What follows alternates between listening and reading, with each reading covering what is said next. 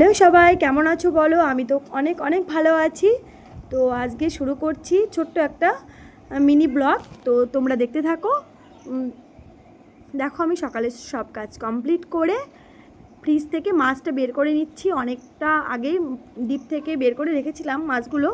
তো অতগুলো মাছ তো রান্না করব না, কিছুটা মাছ রেখে দেবো, কিছুটা মাছ রান্না করব।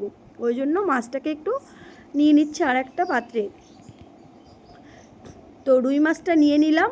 দু রকমের মাছ ছিল, রুই মাছ আর সঙ্গে আর একটা ছোটো মাছ ছিল। এই মাছটার নাম আমি ঠিক জানি না। তো এই মাছটা নিয়ে নিচ্ছি, কারণ বাচ্চারা তো এগুলো খেতে পারবে না। এই মাছগুলোতে প্রচণ্ড পরিমাণে ছোটো ছোটো অনেক কাঁটা আছে, ওই জন্য আমি এটা বাচ্চাদেরকে দিই না খেতে, ওরা খেতেও পারে না। ওরা রুই মাছ খুব ভালো খায়, মানে যেই মাছগুলোতে কাঁটা থাকে না এক কথা, সেই মাছগুলোই ওরা খুব ভালো খায়। তো ওদের জন্য তো এগুলো দেওয়া যাবে না। দু রকমের মাছ ছিল, সেটাকে আমি বের করে নিলাম। দেখা যাক কি রান্না করি। রান্নার জোগাড়টা করে নেব এখনই। তো মাছটা নেওয়া আমার কমপ্লিট হয়ে গেছে। এই যে মাছটাকে একটু লবণ হলুদ মাখিয়ে রেখে দিয়েছি।